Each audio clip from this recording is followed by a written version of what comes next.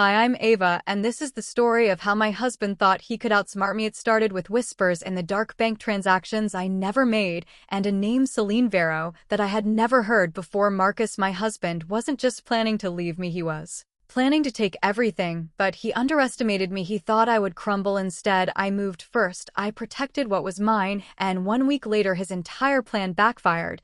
But what's worse wasn't just the betrayal, it was how long he had been planning it, how many lies he had told, and the lengths he was willing to go to destroy me. I woke up to an empty bed. The cold sheets beside me told me Marcus had been gone for a while. At first I thought maybe he had gone to the bathroom or grabbed a glass of water. But as I sat up, rubbing the sleep from my eyes, I caught the faint sound of his voice, low, hushed, careful. The hallway light was off, but a sliver of moonlight streamed through the window, casting shadows across the floor. My stomach twisted as I followed the sound. Just a little longer. She doesn't suspect anything yet. I stopped mid-step, my breath hitched. Marcus's voice was smooth, reassuring, like he was calming someone down. My heart pounded against my ribs. Who the hell was he talking to? I stood there, straining to hear more, but the words that followed were muffled. His tone dropped barely above a whisper. My fingers curled into fists. This wasn't some late-night work call. Marcus never whispered on work calls. Hell, he never even cared if I overheard his conversations before. My mind raced through possibilities, each one worse than the last. After a few seconds, I heard his footsteps approaching. I barely had time to dart back to the bedroom before he rounded the corner. My pulse hammered as I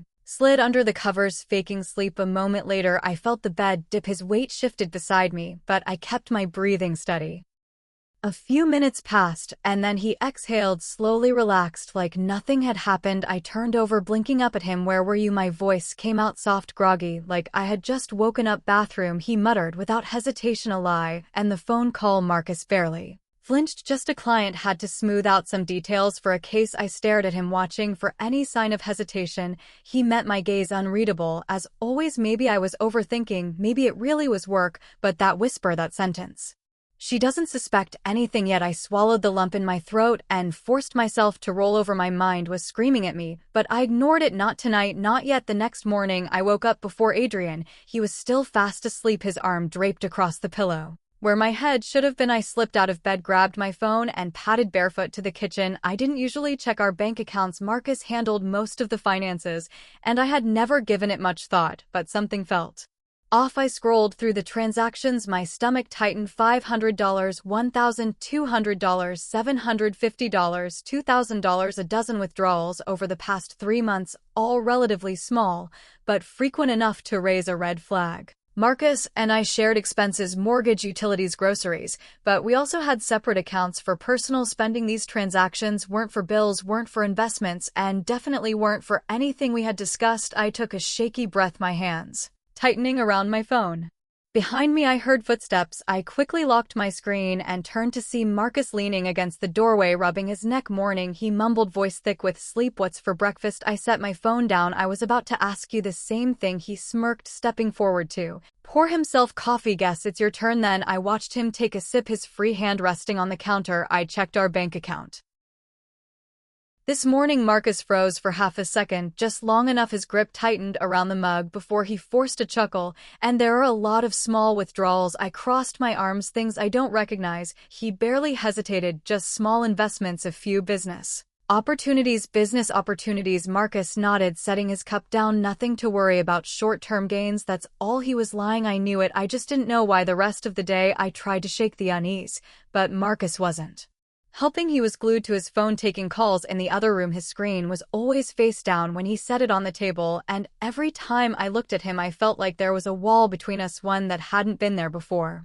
That night, as I lay in bed staring at the ceiling, my mind wouldn't quiet down. Marcus had always been confident, smooth, a man who knew how to talk his way out of anything, but I had been with him long enough to know when something was off, and something was definitely off. I turned to face him. He was already asleep, his breathing steady, his face calm, like a man with nothing to hide. I wasn't convinced. A voice in my head whispered the words I had been trying to push away all day. Am I being paranoid, or is something really wrong? The doubt refused to fade, even as the morning light filtered through my window. I had spent the entire night tossing and turning, unable to shake the feeling that something was terribly wrong. Marcus's voice from the night before still echoed in my mind, Casual, dismissive, yet calculated, the kind of tone someone used when they were hiding something in plain sight. I forced myself out of bed and went about my morning routine, but my movements felt mechanical. My thoughts were stuck in a loop, replaying every interaction, every red flag I had ignored over the past few months.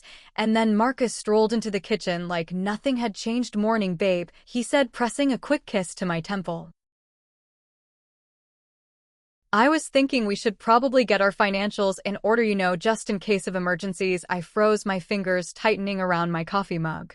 "Our financials?" I echoed carefully. "Yeah," he said, leaning against the counter, sipping his coffee like this was just another normal conversation. "Like, do you have a full list of your accounts, passwords, assets, that kind of stuff? We should keep everything in one place." I stared at him, my heartbeat drumming in my ears. Marcus had never shown an interest in my personal finances. Sure, we had a joint account for bills, but we always kept our personal savings separate. It was just the way we had always done things. I swallowed, forcing a neutral expression. "I mean, I guess I could put something together." His lips curved into a small smile, but his eyes flickered just for a second. He nodded like it was no big deal before changing the subject entirely, but my mind was already racing. This wasn't about us. This wasn't about just in case of emergencies. Marcus was preparing for something, and whatever it was, he didn't want me to see it coming. That evening, Marcus was uncharacteristically relaxed. He laughed at the TV, scrolled through his phone like nothing was wrong, and even suggested ordering takeout. He was playing the role of a doting husband perfectly, and that's what made my skin crawl. Something had shifted in him, the way he walked, the way he spoke. It was all too easy, too well rehearsed. The next day, his mask slipped just a little. He left his phone on the kitchen counter. While he went to grab the mail, the screen lit up, and there it was, a name I didn't recognize: Celine Vero. My pulse quickened. I glanced toward the door, then back at the glowing screen. One new message. The preview line was enough. "Can't wait until it's just us." I felt the blood drain from my face. My stomach lurched, bile rising in my throat. I barely had time to step back before Marcus re-entered the kitchen, phone back in his hand within seconds. He didn't notice anything. He just slipped it into his pocket and asked what I wanted for lunch. I forced myself to smile, my lips stiff, my voice steady enough to mask the storm brewing inside me. But in that moment, everything shifted. This wasn't paranoia anymore. This wasn't my imagination. Marcus wasn't just lying about money. He wasn't just hiding a few shady transactions. He was planning something bigger, something that involved another woman, and from the look of that message, it wasn't just an affair. It was a plan to erase me from the picture entirely. I needed proof. I couldn't just accuse him without something solid. Marcus was clever, too clever. If I confronted him empty-handed, he'd twist it back on me, make me doubt myself. So I started small, checking receipts, emails, the trash folder on his laptop, anything that might give me a thread to pull on. At first, it was nothing, just boring work notes, drafts of contracts, client emails.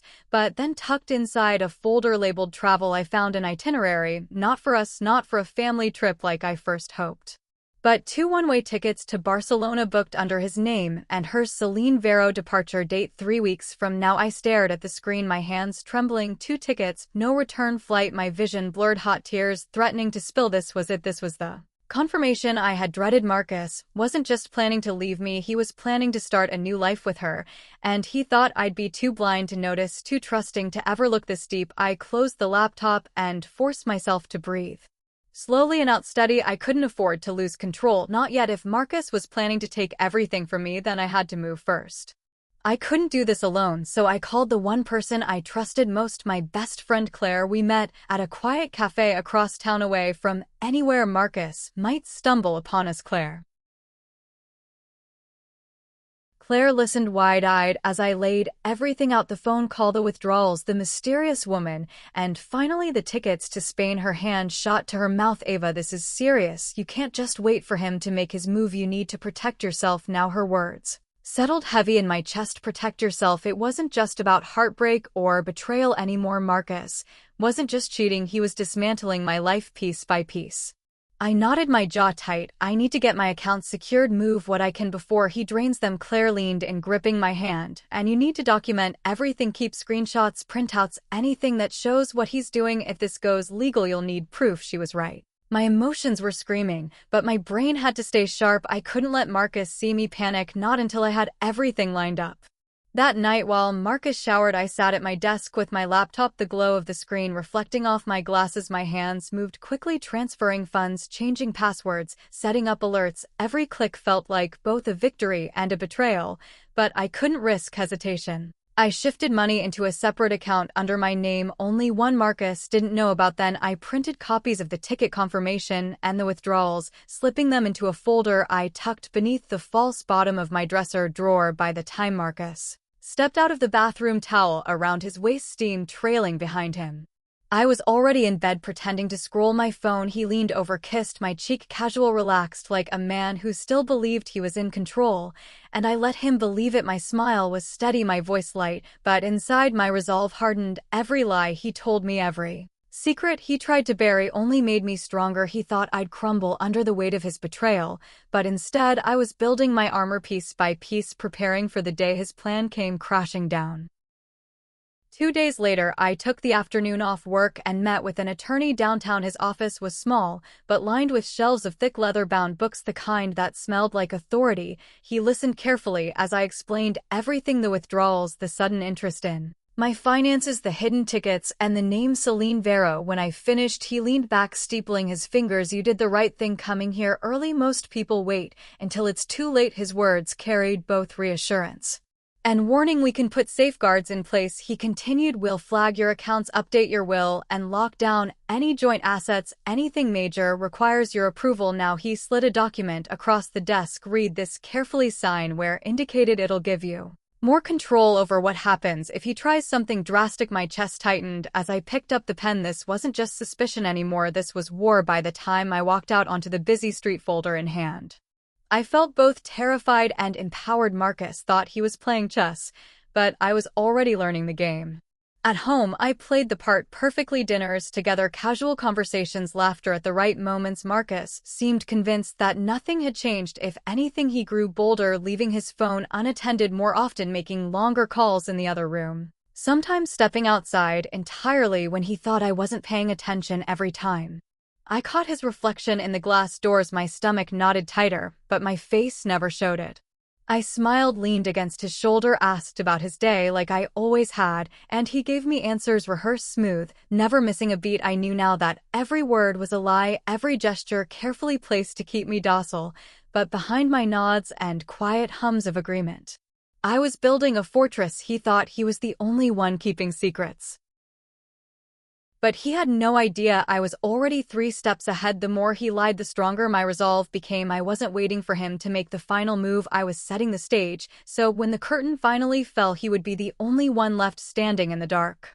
One night the truth slammed into me harder than I was ready for. Marcus thought I was asleep, but I heard him again, his voice low, sharp, this time less careful than before. I shifted just enough to catch the sound, words threading through the quiet like poison. "She doesn't know a thing. Give it another week, and she'll be out completely." My chest tightened, the air in the room grew heavy. I clutched the blanket to keep from shaking out completely. Those words repeated in my head like a warning bell. This wasn't just about leaving me, this was about erasing me from our life, from our home, from everything we had built together. My throat burned, but I stayed silent, breathing evenly until he finished his call. Minutes later, he slid into bed, pulling the covers over himself, his arm brushing mine like nothing had happened. I kept my body still, my eyes shut, but inside the fire was raging hotter than ever. I knew then with certainty that I couldn't wait any longer. Marcus wasn't planning to just betray me, he was planning to destroy me, and the only way to survive was to strike first. The very next morning, I called my attorney again, and this time I didn't hold back. I laid out everything: the late night whispers, the money trail, the tickets to Spain, and now the call that confirmed his intentions. The attorney didn't flinch, he just nodded, jotting notes swiftly. "We'll fast-track the protections," he said. "By the end of this week, your assets will be fully secured. If he tries to move anything, it'll trigger alerts immediately." His calm efficiency was the anchor I needed, because inside I was shaking. Every minute I spent under the same roof as Marcus now felt like borrowed time. When I got home, I carried myself like nothing had changed. I cooked dinner, folded laundry, even asked him about a case he mentioned last week. His eyes softened as he launched into details, confident, convinced I was still in the dark, but every smile I gave him, every nod was calculated cover for the fortress I had built. In silence, he had no idea that while he plotted my downfall, I had already sealed every exit he thought was open. The days crawled by, each one heavier than the last. Marcus grew restless, checking his phone, constantly stepping outside for hushed calls, pacing the living room like a man with too many secrets. But whenever he turned back to me, his smile was easy practiced. I mirrored it, perfectly matching his rhythm beat for beat, pretending not to notice the cracks forming beneath his mask. Inside, though, I was counting every hour, every breath, waiting for the moment his plan finally surfaced. I slept lightly every night, ears tuned for whispers, footsteps, anything that might give him away. Sometimes I caught him staring at me in the dim light, his eyes unreadable, calculating, like he was already living in a different life. I never flinched. I just rolled closer, resting my head against his shoulder as though nothing in the world was wrong. All the while, my documents were secured, my accounts locked, my attorney on standby. Marcus believed he was weeks away from freedom, but I knew better. The stage was set, and when the curtain dropped, he would discover that the trap was already closed around him. The breaking point came on a Thursday night. Marcus walked in later than usual, his tie loose, his expression carefully neutral. He kissed my cheek, poured himself a drink, and sank into the couch like it was any other evening, but I saw it, the flicker in his eyes, the nervous edge beneath the calm. He was ready, his plan was about to unfold. I sat across from him, legs tucked under me, pretending to scroll my phone while my heart pounded like a war drum. He cleared his throat casually. So babe, I was thinking maybe we should go over those financials this weekend, just to make sure everything's covered. I lifted my gaze, meeting his evenly, my lips curled into the faintest smile. Sure, I said softly, whenever you're ready. His shoulders eased. He believed me completely. He thought the net was about to close around me, but what he didn't know was that it already had. By the time he reached for his drink, my accounts were untouchable, the documents secure, the lawyer prepared, and the only thing left for Marcus to discover was that his perfect plan had already shattered in my hands. The next morning it happened. Marcus left early, claiming he had a meeting, but I knew better. I waited barely an hour before the first alert hit my phone. Unauthorized attempt to access joint account flagged, declined. Another attempt followed, then another, each one blocked, frozen by the protections I had already put in place. My chest tightened, not with fear, but with relief, proof hard, undeniable that everything I had suspected was real. Minutes later, my attorney called, calm, steady, confirming the alerts. He tried to initiate a transfer, but it didn't go through. Your safe. The words washed over me like armor. Marcus thought he was finally cutting me out, erasing me with the stroke of a key, but instead, he was exposing himself with every failed attempt. When he came home that evening, his face was pale, his smile strained. He kissed my cheek out of habit, but his eyes darted everywhere except mine, and I knew in that instant he realized it. His perfect little plan had collapsed before it even began. I didn't wait long. After dinner, I set my fork down, folded my hands, and looked at him across the table, his shoulders tensed just slightly.